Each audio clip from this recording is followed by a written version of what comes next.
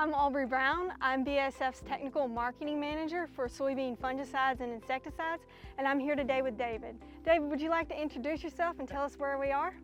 Yeah, well, I'm Dave Hula. We're at Curls Neck Farm in Henrico County. You know, our home operation is just east of here, so we're at our furthest western farm. But you know, we're blessed to have James River right in our backdrop. We got some pivots, and you know, we're standing some pretty good soybeans right now. These are gorgeous soybeans. Where we're at right now, what are the typical limiting factors to soybean production in this area? Well, on this particular farm, if you look behind us, you can see where the Canadian geese that came out of the pond. We got some local geese. They've annihilated about 20 acres, so that's one problem. And then we got white-tailed deer. That's another problem. So that's some limiting factors. Outside of that, it's just whatever the good Lord gives us. You know, we deal with certain soil types that, you know, some have more disease pressure than others, where there's nematodes, and then we go through stresses, just like the rest of the country has. You know, I've had a chance to travel across the Midwest and you know, some of the plains areas, and you know, I don't know that there's a region that has been stress-free this year, and we're not excluded. We've gone from, you know, good moisture planting to drought, hot nighttime temperatures. There's all these different factors that you can't control in agriculture that are going to absolutely limit your yield. But with Revitec fungicide from BASF, it consistently provides disease stress mitigation and environmental stress mitigation, which comes in the form of drought stress tolerance and heat stress tolerance. Where we're at today, what type of diseases do you typically see? Well, you know, the number one that we fight is frogeye, and you know, we see that. It seems to be repetitive. Now, clearly there's some varieties, you know, that are more tolerant to it, and you got some that they claim to have resistance, but when you get that kind of pressure, it's hard. So that's the bigger one. Then, you know, being in seed production, you know, Cercospora, nobody wants purple stained soybeans. So Cercospora leaf blight and frogeye leaf spot are both caused by the Cercospora genus. So there are two different species that are causing both of those diseases. Both of those diseases are actually well controlled with the Revysol active ingredient that is in Revitec fungicide. It's the newest FRAC Group 3 fungicide active ingredient on the market, and you can really see the difference. I'm very proud to work with Revitec fungicide because I'll go out and we'll work with growers who might have faced frogeye leaf spot in the past. As you said, it's a very cosmopolitan disease, it's widespread. But if you use Revitec fungicide to control frogeye leaf spot, you will not see symptom onset like you've seen in the past. It really knocks back that disease in particular. Well, you know, proof's in the pudding.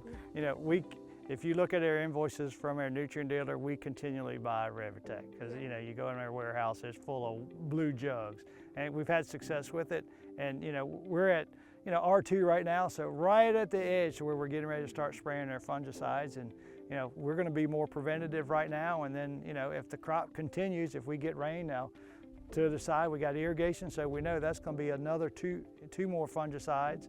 So, and this, if we get rain on this dryland section, we'll be in the same arena. Yeah, we're at R2 with the staging for these soybeans right now, but once R3 happens, that's when we want to go out with a Revitec fungicide application. You had a lot of early season rains, but as you said, those early season rains dropped off. Revitec is also going to help with that heat stress tolerance and that drought stress tolerance so that you can consistently expect an increase in your yield potential.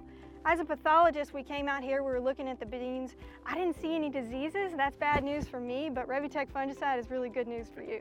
Well, it is. It might be bad news for you, but you're still going to make a sale because we're going to be preventing for whatever happens. And yeah, we want to finish the crop. You know, we need to try to turn whatever beans we have. You know, they talk about big beans make big yields, but when we start putting fungicides on, you know, we see the seed size get a little bit bigger as long as we have moisture to finish the crop out.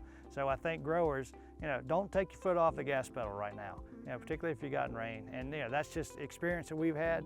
Now, you know, we're not in those guys doing 200 bushel beans. I need to make money on their crops, so we got to be ROI minded.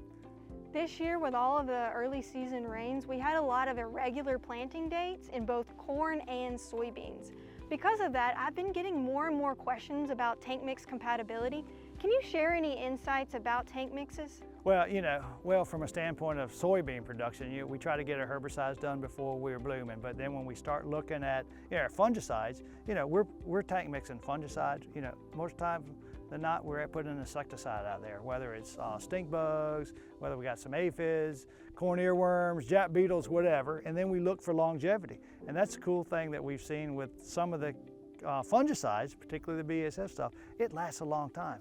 You know, we can get that 21-day protection with some of our insecticides as well, so we piggyback.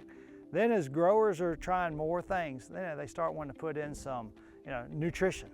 You know, we're a big proponent of, we want some iron, we want some moly, we want some boron, we want some potassium acetate. When you start adding all those to some chemistry, as opposed to doing a jar test, I want to do a 5-gallon bucket test. Whatever I'm going to put per acre, I'm going to put in that bucket, and then I'm going to let it sit till the next morning to see what happens, because there are times we get the good Lord bless you with the rain and you're stuck and you can't go out and finish unloading that load, so it's sitting in the sprayer. I don't want to have any problem. And we have that kind of confidence with what we're mixing now, that we don't see that. And I don't ever want to get a phone call. It's like, hey, I heard you say you use Revitec or you put this nutrition out there. We did, and it clogged things up. I'm going to tell them, you better have checked it yourself. But I think that's a key component when we start looking at it. And there's a lot of other things that stack upon that, but we got to have compatibility. Today we've had a lot of great conversation about corn and soybean agronomics, but for the people at home who want to learn more, who are tuning in, where can they go to learn more from you and your team? Well, Randy Dowd and myself kind of created this, what's called Total Acre. And there's a Total Acre Farming TV show that's on RFD TV, but we also have this group called Total Acre. We have a software platform, but they can go to totalacre.com. And not only are they getting to learn from us, but they get to learn from the whole network of growers, as well as see our software package program. And we'll gladly entertain any visits. They come out. We visit with growers 4 times a year, so they get 4 times to see what's going on. But totalacre.com. Because growing is in such rural areas, having networks and communities like that has been critical. In my experience in agriculture, really the way people learn is from their local communities and from the other experts in the field. So we really appreciate you doing that. If people want to learn more about BASF's fungicides, they can visit with their local BASF representative. Well, I look forward to maybe you coming out in their field again and I can see your shadow in their field and we can check to see if we've been doing things right. Yeah, call me back out if you see any diseases. All right.